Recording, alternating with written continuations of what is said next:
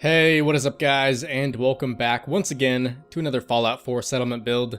Today we're going to be checking out what's sort of a mix between a Speakeasy and just a normal hideout. So as we go around checking out the building, I'm sure you'll notice quite a few mobsters and also Hancock himself.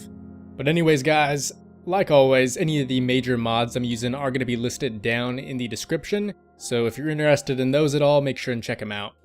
And that should be everything I needed to mention, so hopefully you guys enjoy the build, and without further ado, let's take a closer look.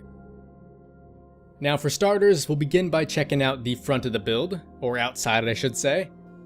And then once we're done checking this out, we'll go on inside and see what that has to offer. But before we take a look at anything, I'll honestly say, this build here probably took me longer to make than any of the previous ones we've done before. Not because it's really anything special or is the best looking one we've done so far, but just because I had to build it several times, because up until this one I never really enjoyed the look of how the other ones turned out.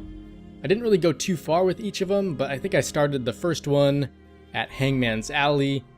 I did one here previously and still didn't like the look of that, but this is our third one, which still isn't my favorite looking building we've ever done, but it's definitely a lot better than the previous two. But if you're wondering, we're here at Egret Tours Marina, so if you sort of want to build the same thing in the same place, this may be a good area to start off in. But outside here we have, I don't know if I'd call it a deck, but it's a nice little seating area.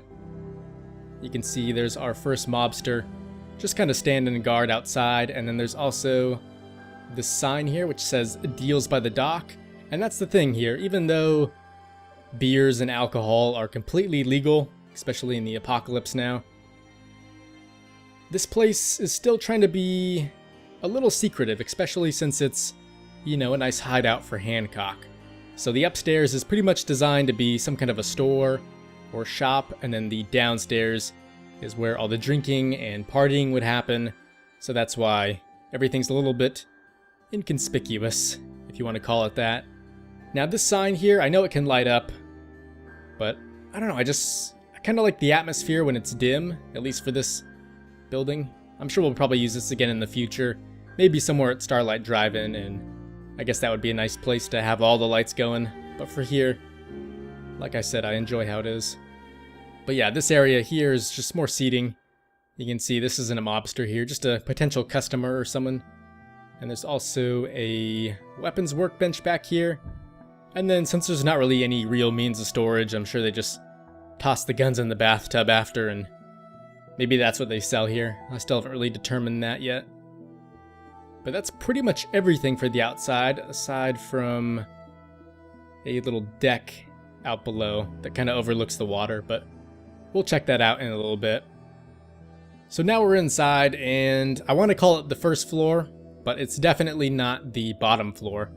As you can see, there's a basement that goes down, which is definitely my favorite out of the two sections in this build. Oh, and you know what? There actually is a third one, but that's really just for storage. And that's the thing.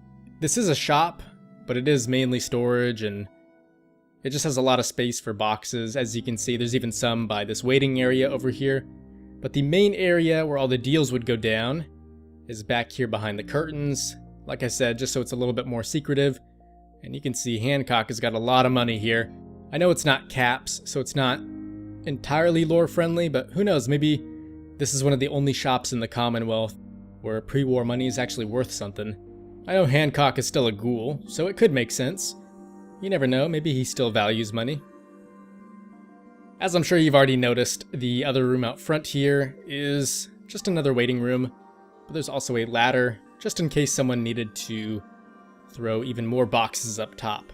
Speaking of boxes and supplies in general, this hallway is once again another storage space, but there's also some filing cabinets back here and a very cool light, which for some reason in the past I was never able to get working. I guess it's just because I never realized you had to plug in a wire to it, but now that I've got it up and running, I gotta say the light it gives off is really nice. You can kind of see all the dust in the midst of it. And aside from all that, there's really not too much else here on the first floor aside from a few wall decorations.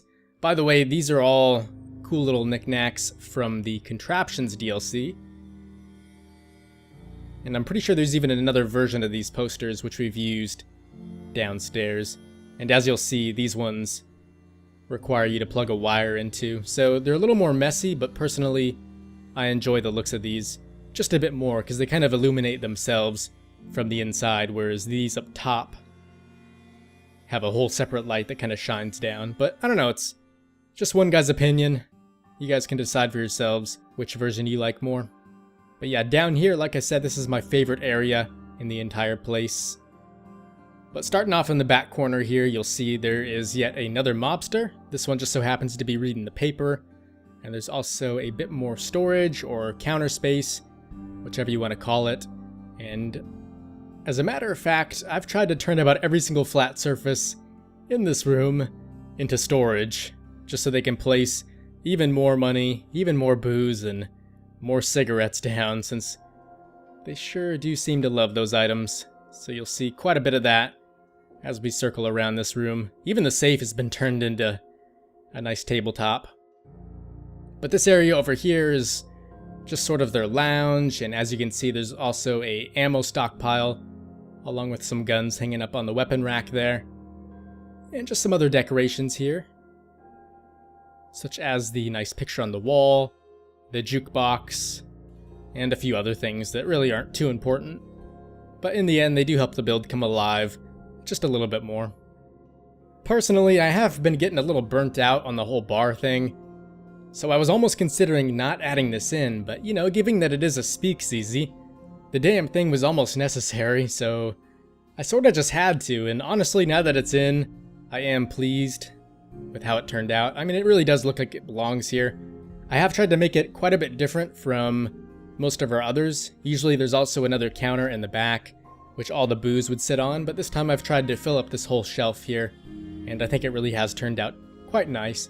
And another change is that I haven't put in any seats here, so the bar sign down below really stands out, and I guess you could say maybe they would just come over, order their drinks, grab them, and then take them over to the other lounge area. I'm sure that would be the best way to go about it.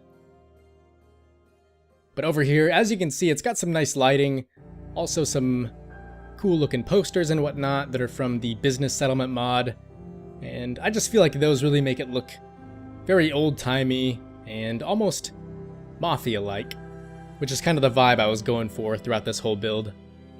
Now for the bottom floor, that's pretty much everything, although I did promise you guys that I'd show you the deck below here. Not really too crazy, but it's got some more seating. Another little table here with some decent decorations, and I gotta say, it does have a nice view that looks over at the bridge and just the mountains in general. But anyways guys, that pretty much does it, although I will say this, I really do love this location. I didn't find it until after I'd finished the entire main playthrough.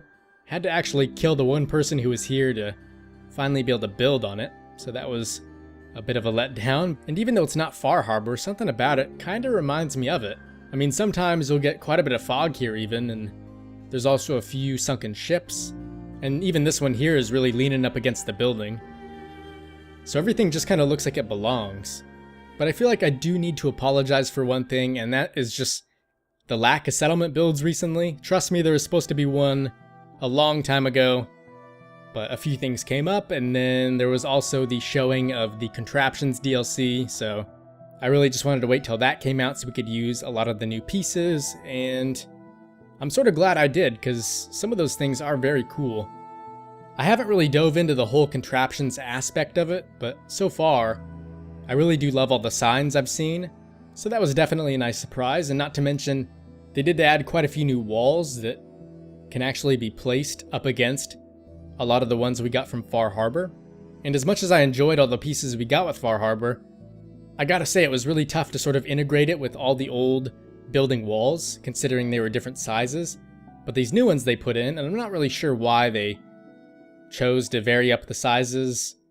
I really have no clue, but I'm just glad these new ones fit with the ones from Far Harbor, so it's really nice to be able to mix them together. At this point, I'm just rambling on though, so thank you guys so much for watching. Hopefully you enjoyed the build. And I know I always say this, but make sure and let me know any ideas you have for future builds. You know, it not only gives me something to work on and then later show you guys, but if there's ever something you want to try, you're not sure how to go about it, hopefully if I can build it and then you can see it, maybe that'll give you a few ideas, or even just give you some inspiration in general. Or if there's ever something you feel like I should change on the build that I show, feel free to let me know that too, because trust me, I'm not perfect. These builds have a lot of improvement that could be done to them. And speaking of that, that's one thing I really got to go back and do, especially to our Starlight Drive-In settlement. Because if you go back and watch some of the early builds on that, they really are, and I'll be honest, sort of crappy to some of the newer ones we've built recently. But once again, guys, thanks for watching. Like I said, hopefully you did enjoy the build. And as always, I will see you in the next one.